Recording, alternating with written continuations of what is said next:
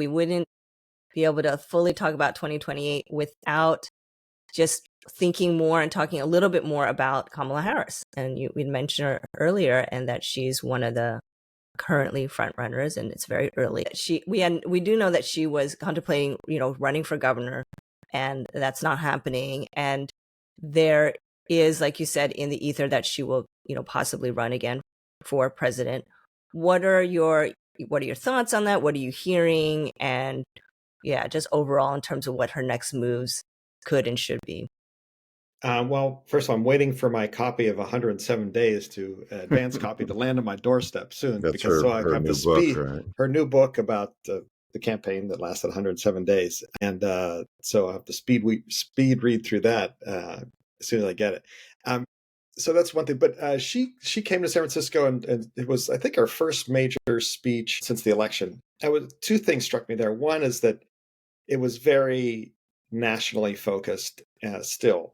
And obviously, that's her platform these days. So afterwards, a couple of us were called into an off-the-record chat with her, and without betraying what was said there, definitely the vibe was, she still hadn't decided. We all want to know, are you running for governor? And of course, she said, "Well, I'm thinking about it." Blah blah blah. But the vibe that she gave off was definitely, there is unfinished business in Washington, and that she's strongly considering doing that again. And even if you look at her statement when we broke the story that she wasn't running, it was, and is sort of, did not rule out a run for the White House. She ruled out a run for California, which I think is a smart move on her part. I mean, yes, it would have given her a platform, but that's a terrible day job. Now, you have 181,000 people who are homeless in the state, and you have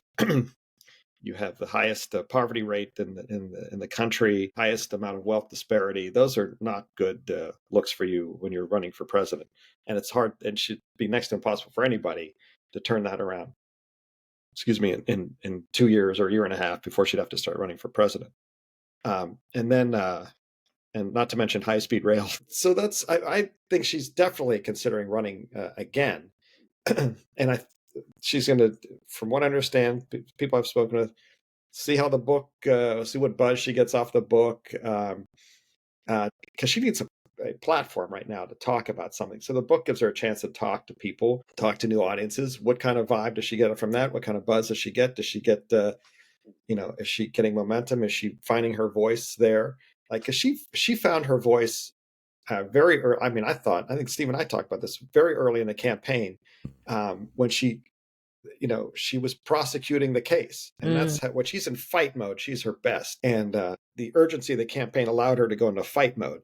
And so now it can be fight mode because there's a million things to fight about. But how does she take that moment? That's what I'm going to be watching.